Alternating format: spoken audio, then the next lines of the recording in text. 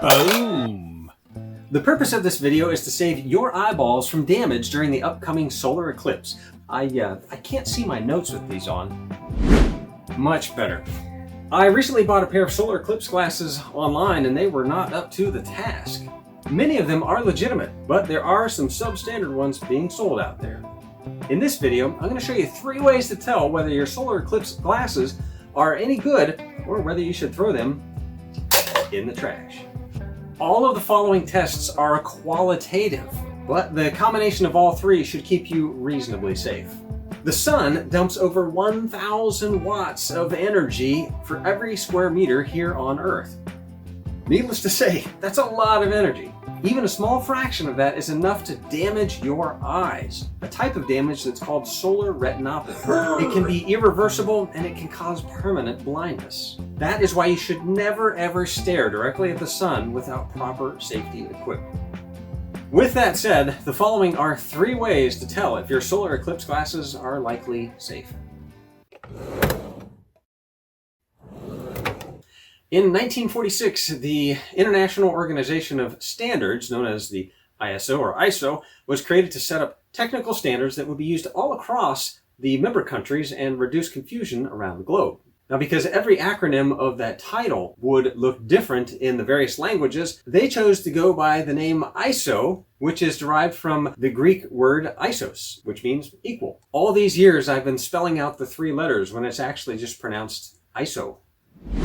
Anyhow, each ISO standard has a number, and the one that we care about for solar film light transmittance is ISO 12312-2. I've put a link down in the description box, but here's the important table. As it turns out, there is some variability allowed. The ISO standard allows for a range of light transmittance from 0.0032% all the way down to 0.000061%. Now, I'm not sure why there is a minimum, but if you happen to know, please leave a comment down below. Anyhow, the first test is to see if your solar eclipse glasses state that they are ISO 12312-2 compliant. Here's a legitimate pair, and if you look on the inside, you'll see that it says it is compliant, and hopefully they'll show the ISO logo too. Unfortunately, this is not a complete guarantee because the substandard glasses on the market could falsely claim that they are compliant. So we have to go on to the second test. True solar eclipse glasses are 1,000 times darker than actual sunglasses, which is why you should never use sunglasses to look at the sun or a solar eclipse. If you have any doubt about the quality of your solar eclipse glasses, don't test them out by looking at the sun.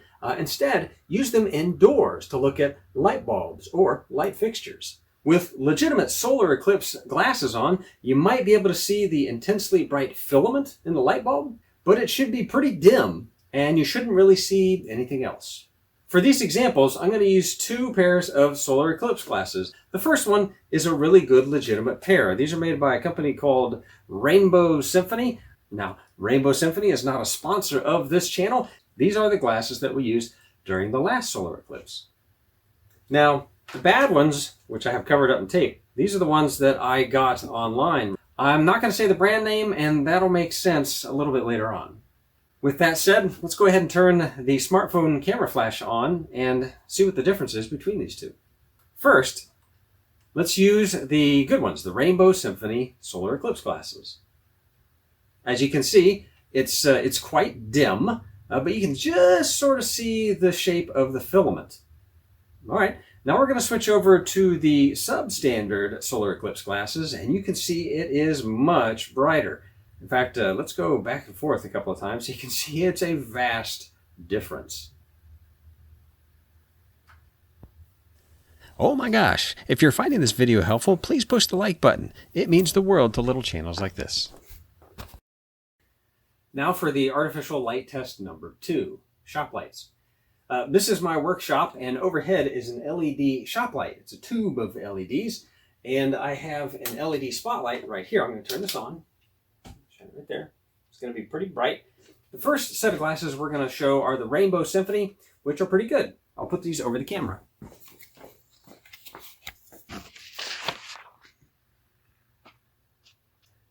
you basically can't see anything except the very, very tiny LED light filament.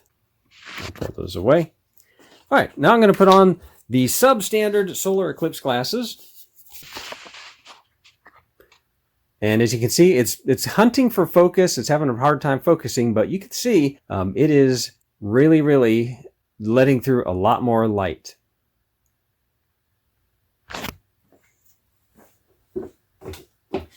Now, there's one thing I should mention. When I look through these visually, I can see a little bit more detail than you actually saw on the camera. In fact, when I look through these this way, I can actually see the studio lights. I can see the whole nylon rectangle with the central illumination. Now, the one caveat is, of course, I'm using a smartphone camera and it's set on the automatic settings and it's going to be hunting. But still, even with those similar settings, the legitimate ones from Rainbow Symphony barely let anything through. In fact, when I put those on and I look at these lights, I basically can't see anything. But when I put the bad ones on, I see what the camera saw, maybe even a little bit more. And in my opinion, the bad ones are letting through too much light. The American Astronomical Society has a list of approved manufacturers, and it's a big list.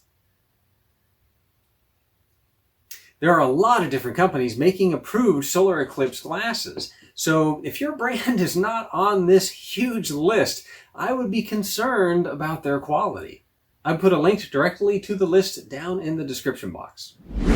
After this video, I really am going to throw the bad solar eclipse glasses in the trash. After all, I don't want anybody to accidentally find these and use these to look at the sun.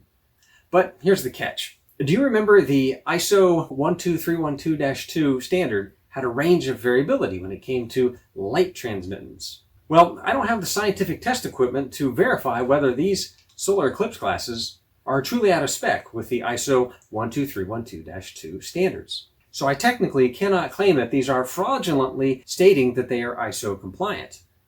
What I can say for a fact is that the brand name on these solar eclipse glasses is not on the AAS approved list of manufacturers that I just spoke about, and I would not give these to any friends or family.